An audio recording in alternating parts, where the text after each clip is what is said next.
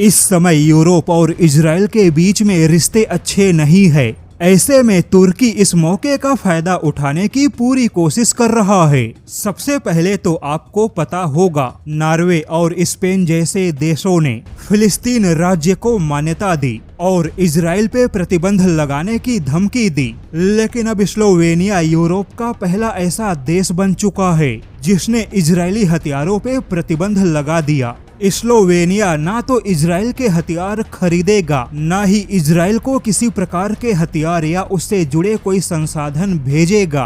यानी कि यूरोप के अंदर इजराइल पर हथियारों के प्रतिबंध लगाने की शुरुआत हो चुकी है। और इसी मौके का फायदा उठाते हुए तुर्की मैदान में कूद पड़ा। तुर्की पहले से ही इजराइल का दुश्मन है और ऐसे में अब तुर्की यूरोप के अंदर अपने हथियारों को प्रमोट कर रहा है।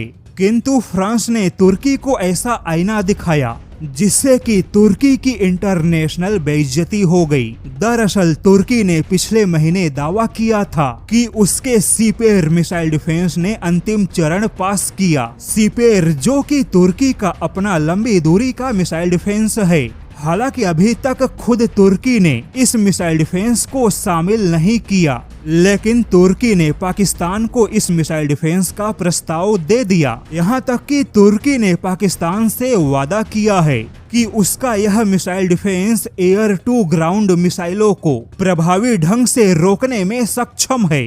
हालांकि अब फ्रांस ने तुर्की के ऐसे दावे की हवा निकाल दी। फ्रांस के थिंक टैंक IFRI ने खुलासा किया कि तुर्की जो कि अपना खुद का स्टील डोम जैसा मिसाइल डिफेंस बना रहा है और इसके लिए तुर्की फ्रांस की तकनीकी विशेषज्ञता चाहता है।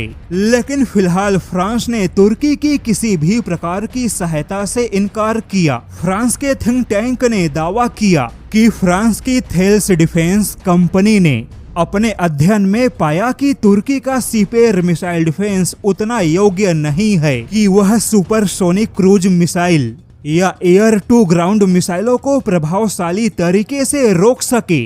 अब यहाँ पर बता दे कि पाकिस्तान को भारत के रुद्रम 2 और 3 जैसे मिसाइलों की बहुत बड़ी चिंता है, क्योंकि भारत की यह मिसाइलें बहुत बड़े पैमाने पर भारतीय सेना का हिस्सा होंगी। भारत की रुद्रम मिसाइल जो कि एयर टू ग्राउंड मिसाइल है और भविष्य के किसी भी संघर्ष में भारत इन मिसाइलों का भी इस्तेमाल करेगा।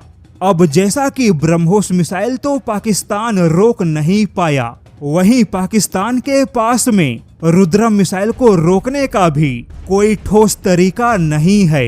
ऐसे में पाकिस्तान की निगाहें तुर्की के सीपेर जैसे मिसाइल डिफेंस पर है। किंतु फ्रांस के थिंक टैंक की रिपोर्ट कहती है कि तुर्की का यह मिसाइल डिफेंस भी भारत के रुद्रम या ब्रह्मोस जैसे मिसाइलों के सामने चीन के मिसाइल डिफेंस जैसा ही फेल होगा।